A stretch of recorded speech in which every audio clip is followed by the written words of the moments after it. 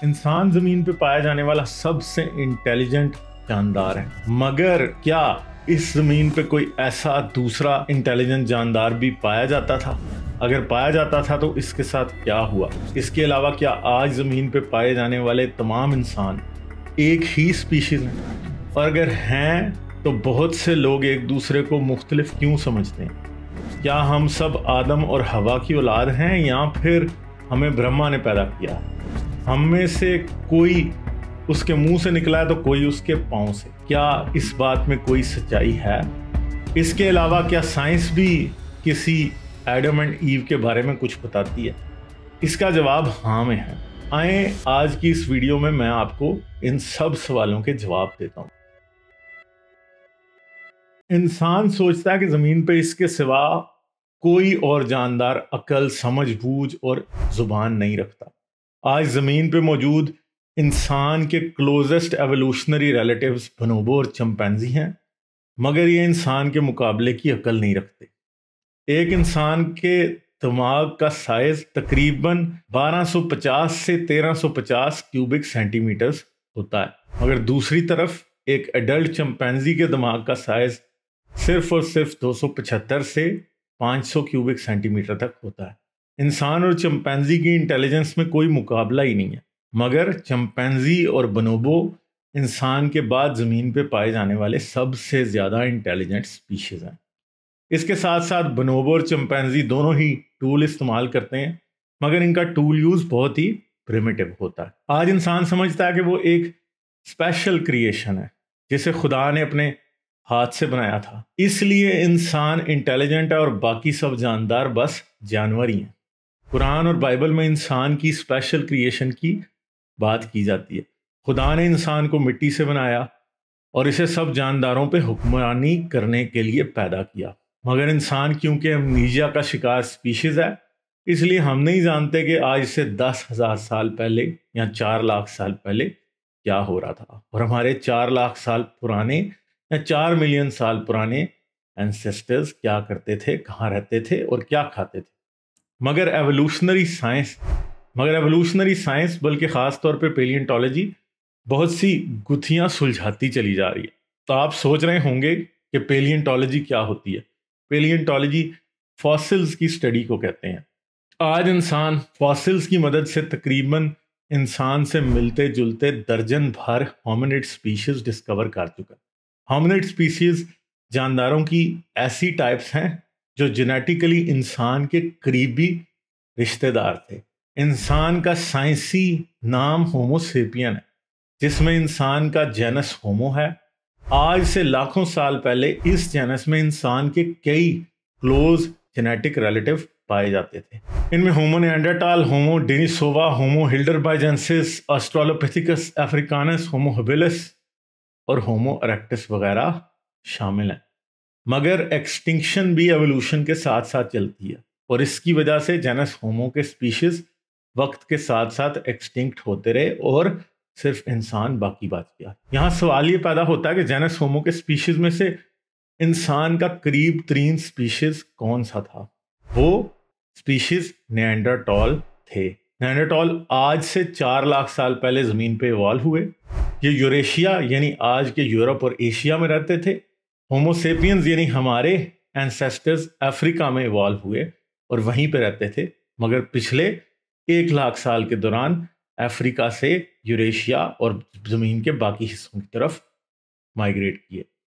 साइंसदानों के ख्याल में आज से तकरीबन 40 लाख साल पहले निएंडरटॉल इंसानों से कंपटीशन और बदलती इन्वायरमेंट की वजह से एक्सटिंक्ट हो गए, और इस तरह से इंसान ही जेनस होमो के आखिरी मेंबर के तौर पे ज़मीन पे बाकी बच गया। निएंडरटॉल का दिमाग इंसान से भी बड़ा था, जिसका साइज 1400 से 1600 क्यूबिक सेंटीमीटर्स तक होता था। साइंसदान ये भी सोचते हैं कि निएंडरटॉल्स में बोलने की एबिलिटी मौजूद होने के बहुत ज़्यादा चांसेस हैं, मगर अभी इस पर मज़ीद रिसर्च की ज़रूरत है, क्योंकि इनमें भी FOXP2 जीन पाया जाता है, जिसे इंसान में बोलने की एबिलिटी से रिलेटेड जीन समझा जाता है। मगर दूसरी जानिब मजहब की कहानी है, जिसमें आदम को मिट्टी से बनाया गया, हवा को उसकी पसली से निकाला गया। इसके बाद मुख्तलिफ मजहबी कहानियों में आदम और हवा के बच्चों को आपस में सेक्स करना पड़ा ताकि इंसान की गिनती आगे बढ़ सके। मगर क्या आदम और हवा की कहानी सच्ची है? आज के दौर में बहुत से हाईली एजुकेटेड मजहबी लोग खुद ही कहते हैं कि बाकी जानदार तो इवॉल्व हुए पर इंसान स्पेशल क्रिएशन है। इस पर कई बार ये लोग कह देते हैं कि देखें, शेर और चीता मिलते जुलते जानदार हैं, इसलिए एक कॉमन एंसेस्टर से इवॉल्व हुए होंगे। दूसरी जानब गधा, घोड़ा और जेबरा और मुख्तलिफ किस्म के बंदर एक दूसरे से मिलते जुलते हैं, इसलिए उनका भी कोई कॉमन एंसेस्टर रहा होगा।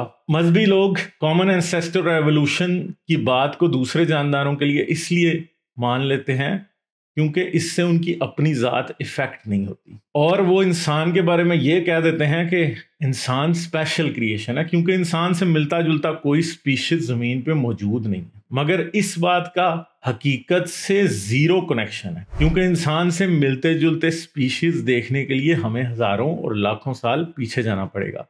जिस वक्त जेनस होमो के डिफरेंट मेंबर स्पीशीज ज़मीन पे मौजूद थे और एक्सटिंक्ट नहीं हुए थे, मगर जेनस होमो बहुत ही ज़्यादा कंपेटिटिव नीश थी, जिसका मतलब है कि इंटेलिजेंस की वजह से इस जेनस के मेंबर स्पीशीज में रिसोर्सेज का कंपटीशन बहुत हाई रहा, जिसकी वजह से मुख्तलिफ स्पीशीज एक्सटिंक्ट हो गए और आखिर में सिर्फ होमो सेपियंस ही बचे। बाकी जानदारों पे हमारा कॉम्पिटिटिव एज इतना ज़्यादा है कि हम किसी दूसरे जानदार को अपने मुकाबले पे कुछ नहीं समझते, पर एक ज़बरदस्त किस्म का नार्सिसिज्म इंसानों में पाया जाता है।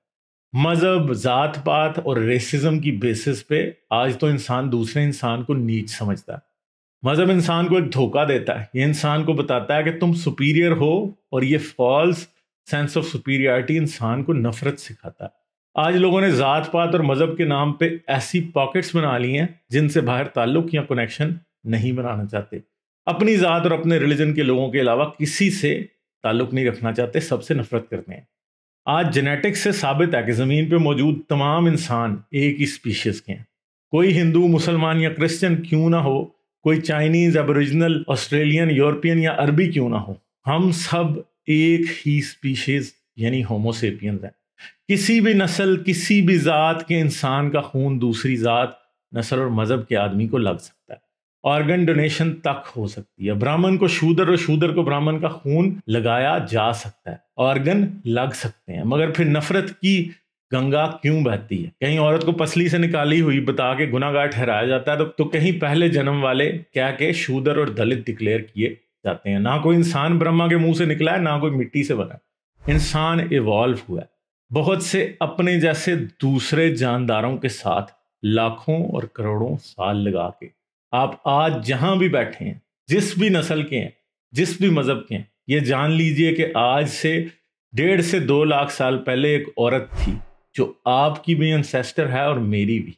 चाहे आप ब्राह्मण हैं या दलित, हिंदू हैं या मुस्लिम, अमीर हैं या गरीब, अगर आप इंसान हैं तो आप और मैं दोनों उसी के बच्चे हैं। वो हमारी बहुत पुरानी नानी है। इसकी ज़ात क्या थी? क्या वो ब्राह्मण थी? क्या वो मुसलमान थी? क्या यहाँ वो यूरोपी थी या अफ्रीकन?